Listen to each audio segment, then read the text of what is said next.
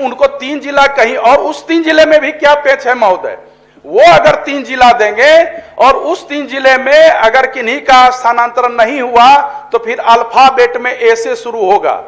अब ए से चले जाएंगे, अररिया से शुरू होगा या औरंगाबाद से शुरू होगा। तो मान लीजिए किशनगंज के टीचर या जो मैडम है, जो सक्षमता परीक्षा पास कर लेंगे उनको हम सरकारी शिक्षक बना देंगे। फिर जो सक्षमता परीक्षा का तरीका तय किया गया, फिर उस पर इनकी आपत्ति हुई कि ऑनलाइन परीक्षा करा दिए हैं, बहुत लोग कंप्यूटर बेस्ड। सिर्फ क्वालिफाइंग एग्जाम है, विभाग नहीं उसको सिर्फ क्वालिफाइंग एग्जाम का है, उसमें कोई मेरिट नहीं है। इसीलिए सरकार लोक कल्याणकारी होती है और जिस समय स्थानीय निकाय के वो शिक्षक थे उसमें भी जो वो स्थानांतरण चाहते थे, कमोबेश उनको स्थानांतरण का लाभ नहीं मिल सका। 15 साल 2 साल 20 साल से नौकरी कर रहे हैं, 2 साल में रिटायरमेंट उनका है। अब पूरी सेवा उनकी आप ट्रांसफर कर देंगे, नए जगह वो जाएंगे तो निश्चित रूप से उनको विद्यालय को समझने में 6 महीना लगेगा। बहुत सारे ऐसे शिक्षक अभ्यर्थी हैं जो मूल्यांकन में भाग लेंगे, परीक्षा भी देंगे 26 तारीख को, तो वो डेट भी बढ़ाया जाए मंत्री महोदय। माननीय सदस्य प्रोफेसर संजय कुमार सिंह। सभापति महोदय, जवाब निकली है नियोजित शिक्षकों के लिए, उसमें 3 जिलों के ऑप्शन के प्रावधान के साथ स्थानांतर पदस्थापन की बात की। सभापति महोदय, जो शिक्षक 15 वर्ष 20 वर्ष से शिक्षण संस्थान में जहां भी काम कर रहा है वह अपने को वहां व्यवस्थित कर लिया है। अब इस सरकारी कर्मी बनाने के क्रम में सक्षमता परीक्षा पास कर उसको अव्यवस्थित कर देने से क्या जो आज सरकार की सोच है, स्वागत योग है कि शिक्षा को मजबूत करने के लिए कारगर कदम उठा रहे हैं, उसी में गलत कदम भी उठ रहे हैं, इसके बारे में हम लोग ध्यान आकृष्ट कर रहे हैं। उसी में यह भी एक प्रमुख गलत कदम है कि जो व्यवस्थित शिक्षक जहां 15-20 वर्षों से कार्यरत है उसको अव्यवस्थित करके नए जगह पर पदस्थापित कर देना, इससे शिक्षा का सुधार नहीं होगा, भला नहीं होगा। शिक्षा मंत्री का कोई जवाब नहीं है। दूसरा कि हमने कहा है कि सक्षमता परीक्षा के बाद सेवा शर्त की बात इन्होंने की है, जिसमें हमने कहा है कि वरीयता, प्रोन्नति, सुनिश्चित वृत्ति उन्नयन योजना MSCPS का लाभ जो नियमावली निकली है 2023 उसमें स्पष्टता नहीं है। इन्होंने इसमें स्वीकार किया है कि कुछ बातें उसमें है और बाकी बातों के लिए और भी हम अलग से अधिसूचना निकालेंगे। तो उसको थोड़ा स्पष्ट करते कि हम लोग संतुष्ट हो जाए कि प्रोन्नति के संबंध में, वरीयता के संबंध में, MSCPS के लाभ देने के संबंध में क्या योजना है सरकार की। यही मेरी मांग है, यही हम जानना चाहते हैं। इस ध्यान आकर्षण खंड है वो बहुत ही ज्वलंत समस्या है। जो आवेदन प्रपत्र भराए जा रहे हैं सक्षमता परीक्षा के निमित्त, जो आवेदन, उसमें जो प्रावधान स्थानांतरण के लिए मूल विद्यालय से जो अन्यत्र 3 जिले में दिया जा रहा है, उस प्रावधान को मंत्री महोदय शिथिल कर दें। उसमें BPSC से भी जो स्थानीय निकाय के शिक्षक गए हैं उनको भी 3 जिला दूर फेंक दिया गया। उनको तो उनकी सेवा 15 वर्ष, 20 वर्ष, 6 वर्ष, 7 वर्ष, 5 वर्ष ऐसा है। तो जब उस मूल विद्यालय में रह करके वो अपने अध्ययन अध्यापन का कार्य कर ही रहे हैं सहजता पूर्वक, तो मुझे लगता है वो प्रावधान, ये ज्वलंत समस्या है। चूंकि फॉर्म भरा जा रहा है, ये स्वागत योग्य कदम है। माननीय मंत्री महोदय ने कहा था पूर्व में भी, सदन से पहले भी, जो कि हम लोग ऑफलाइन परीक्षा का भी सरकार सोच रही है और करेगी, ऑफलाइन परीक्षा का भी प्रावधान किया गया। लेकिन आज पुनः देखा जाए, मूल्यांकन शुरू हो चुका है महोदय। बहुत सारे ऐसे शिक्षक अभ्यर्थी हैं जो मूल्यांकन में भाग लेंगे, परीक्षा भी देंगे 26 तारीख को, तो वो डेट भी बढ़ाया जाए मंत्री महोदय। 26 तारीख को बढ़ा करके मार्च प्रथम सप्ताह में किया जाए और ऐच्छिक स्थानांतरण की सुविधा इसी सदन में माननीय मुख्यमंत्री महोदय ने भी कहा था, जो कि सिर्फ गृह प्रखंड में शिक्षक नहीं रहेंगे और उनका स्थानांतरण ऐच्छिक ही होगा, उनके द्वारा दिए गए आवेदन के आधार पर ही स्थानांतरण होगा। तो मुझे लगता है उस प्रावधान को शिथिल कर दिया जाए, तत्काल इस पर मंत्री महोदय संज्ञान लें। माननीय मंत्री महोदय, हम समझते हैं कि इसमें जितनी बातें उठाई गई है और जो दोनों माननीय सदस्य संजय जी और संजीव जी कह रहे हैं, ये सारी बातों से अवगत है। एक तो इसमें जो 2-3 बातें की गई हैं कि एक तो नियोजित शिक्षक की श्रेणी से को सरकारी शिक्षक की श्रेणी में डालने की मांग शुरू से इनकी आ रही थी। सरकार ने उसको पूरा किया। उसके लिए एक व्यवस्था बनाई कि जो सक्षमता परीक्षा पास कर लेंगे उनको हम सरकारी शिक्षक बना देंगे। फिर जो सक्षमता परीक्षा का तरीका तय किया गया, फिर उस पर इनकी आपत्ति हुई कि ऑनलाइन परीक्षा करा दिए हैं बहुत लोग, कंप्यूटर बेस्ड, ध्यानाकर्षण सूचना में भी है, कंप्यूटर बेस्ड परीक्षा होने के कारण शिक्षकों को परेशानी है। तो हम लोगों ने, सरकार ने विचार करके जो 3 ऑनलाइन परीक्षाएं होनी हैं उसके साथ 2 ऑनलाइन परीक्षा भी, जो कंप्यूटर बेस्ड एग्जामिनेशन से 3 ऑनलाइन और 2 ऑफलाइन जो लिखित परीक्षा होगी, उसका भी प्रावधान हमने शिक्षकों की सुविधा के लिए कर दिया है। तो ये दोनों चीजें तो हो गई हैं। अब एक स्थानांतरण या पदस्थापन के संबंध में कह रहे हैं, तो एक बात तो विचारणीय है कि अगर किसी शिक्षक या किसी कर्मचारी, सरकारी कर्मचारी की नियुक्ति स्थानीय प्राधिकार के द्वारा की जाती है, जैसे पंचायत के द्वारा की जाती है।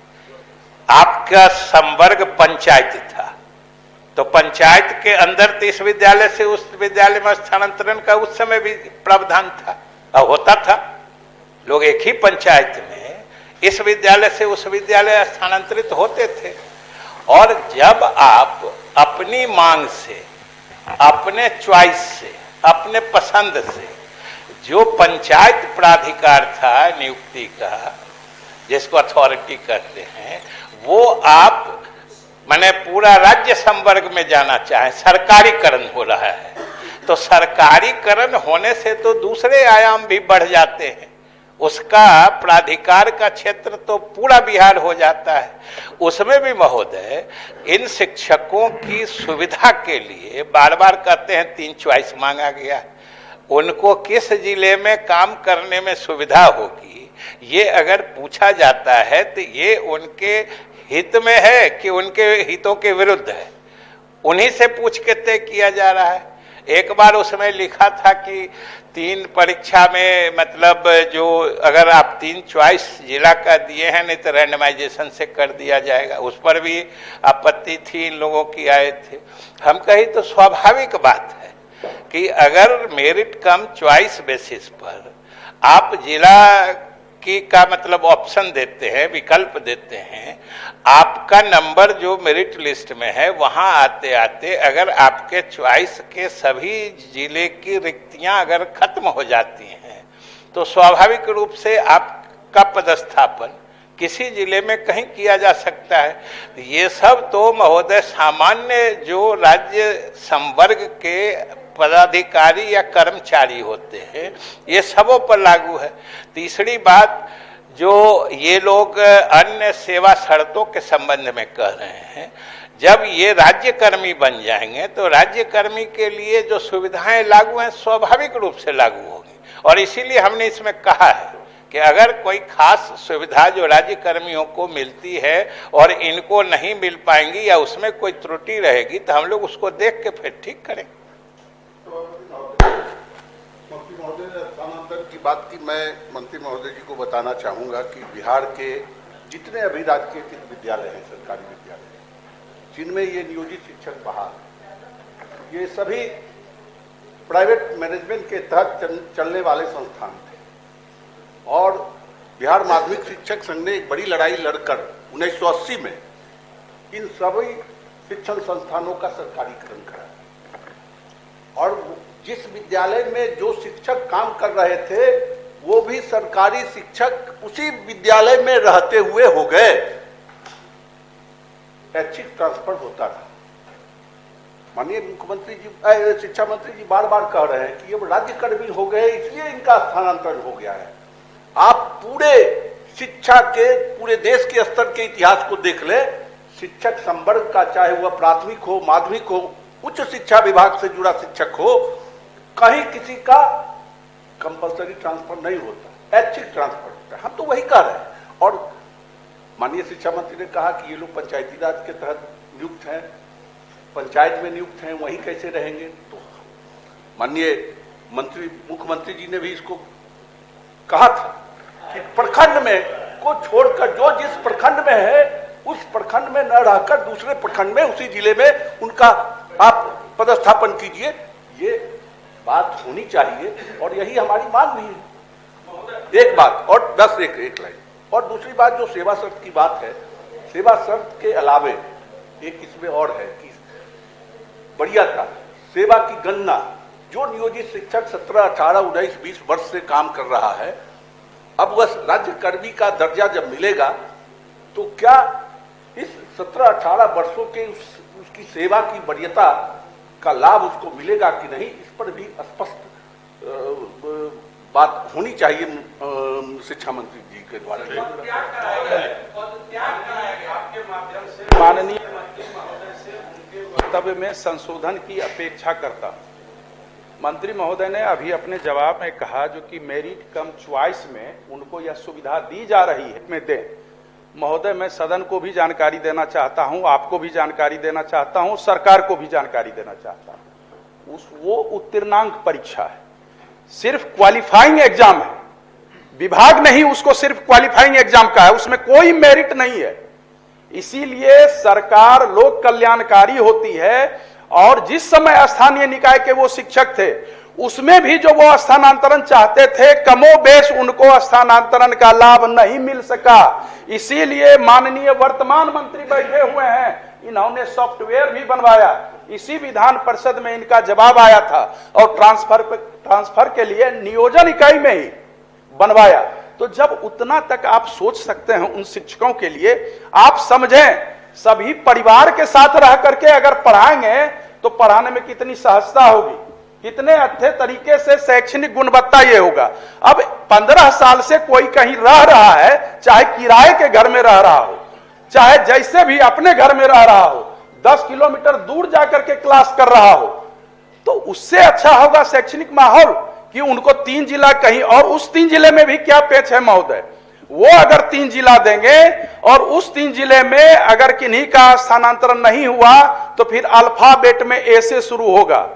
अब ए से चले जाएंगे, अररिया से शुरू होगा या औरंगाबाद से शुरू होगा, तो मान लीजिए किशनगंज के टीचर या जो मैडम है वो चले जाएंगे औरंगाबाद। सर 600 किलोमीटर 700 किलोमीटर की दूरी पर अगर कोई चले जाएंगे, मतलब ये इतना संवेदनशील विषय है।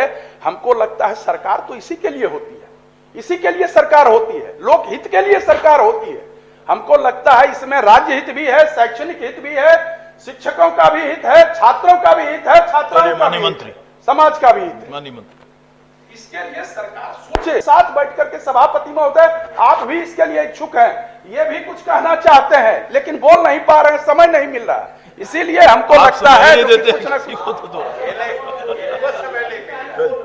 माननीय मंत्री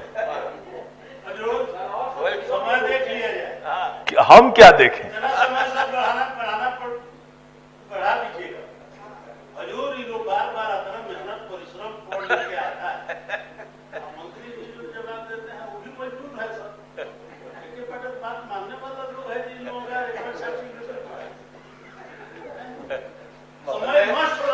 महोदय भाई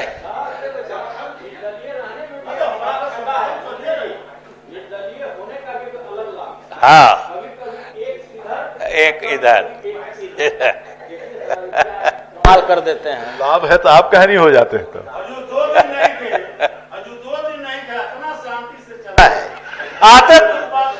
चलिए माननीय मंत्री। नहीं तो महोदय आपने भी महसूस किया होगा कि सुनील जी नहीं थे तो उनकी कमी महेश्वर जी ने खलने नहीं दी थी।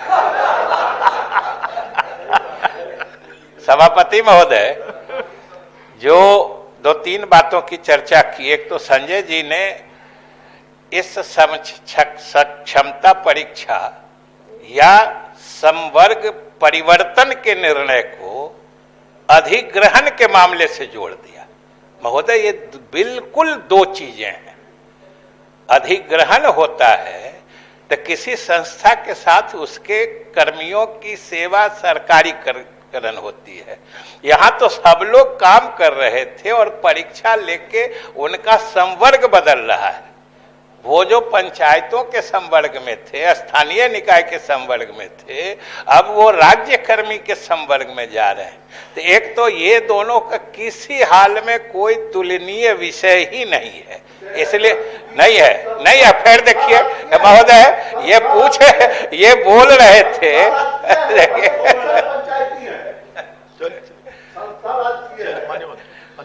महोदय, इतना तो जब समझ के नहीं समझेंगे तब तो फिर समझाना मुश्किल है। हम तो कोशिश करेंगे, हमने पहले ही कहा कि हम तो कोशिश करते हैं, लेकिन अगर कोई माननीय सदस्य संतुष्ट नहीं होने का निर्णय ले चुके हैं तो फिर वहां तो लाचारी हो जाती है महोदय। इसलिए हम ये कह रहे हैं कि दोनों बिल्कुल दो बातें हैं। और जैसा कि हमने कहा कि शिक्षकों को अगर उनको विकल्प देके जिला चुनने की बात है, और जो वो कह रहे हैं, क्यों मानते हैं कि शिक्षक के तीनों विकल्प जो है सो नहीं लागू होंगे? जहां शिक्षक के अगर पद रिक्त है और उनके विकल्प के जिले में पद रिक्त है तो सरकार इसको जरूर देखेगी, जो उनके शिक्षकों के साथ कोई नाइंसाफी नहीं हो। और दूसरी बात, जो कुछ अन्य सुविधाओं की कह रहे हैं, हम कह रहे हैं कि जरूर हम माननीय सदस्यों को भी बुला लेंगे, हम बैठ के बात कर लेंगे जो राज्य कर्मी वाली और ने कौन सुविधाएं हैं और सुविधाएं जिसको इनको नहीं दिया जा रहा है, तो उसके बारे में हम लोग बात करके निर्णय लेंगे। चलिए, माननीय श्री संजय पासवान जी, ध्यान आकर्षण संख्या 11।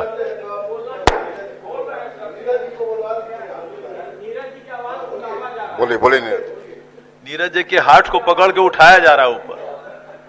सभापति महोदय, बड़ा मुश्किल। हमारा विनम्रता पूर्वक आग्रह केवल एक है कि इस बिहार में 1995 में शिक्षकों का सामूहिक स्थानांतरण हुआ करके आए, ये सर्वविदित है। हम माननीय मंत्री जी से केवल एक मात्र आग्रह करना चाहते हैं कि शिक्षक और स्नातक प्रतिनिधियों को बुला करके, मुझे ऐसा लगता है कि जिनके बच्चे वहां पढ़ रहे हैं, उनका एस्टेब्लिशमेंट है, 15 साल 20 साल से नौकरी कर रहे हैं, 2 साल में रिटायरमेंट उनका है, अब पूरी सेवा उनकी आप ट्रांसफर कर देंगे, नई जगह वो जाएंगे तो निश्चित रूप से उनको विद्यालय को समझने में 6 महीना लगेगा। उसके बाद उनकी सेवा इतनी अल्प अवधि की रहेगी कि सरकार जिस उद्देश्य से, और इतना बड़ा काम आपने कर दिया, राज्य कर्मी का दर्जा दे दिया, ऑफलाइन ऑनलाइन दोनों सुविधा आपने प्रदान कर दिया, राज्य के शिक्षक इसके लिए आपके प्रति कृतज्ञ हैं कि सरकार ने यह महत्वपूर्ण निर्णय लिया। तो हमको लगता है कि एक बार बैठ करके इसके जो विशिष्ट पक्ष है, इस पर भी सरकार को विचार करना चाहिए। हमने तो कहा ही महोदय कि हम माननीय सदस्यों से बात कर लेंगे सदन समाप्ति के बाद। ध्यान आकर्षण संख्या 11, माननीय। YouTube पर सब्सक्राइब और Facebook पर लाइक जरूर करें।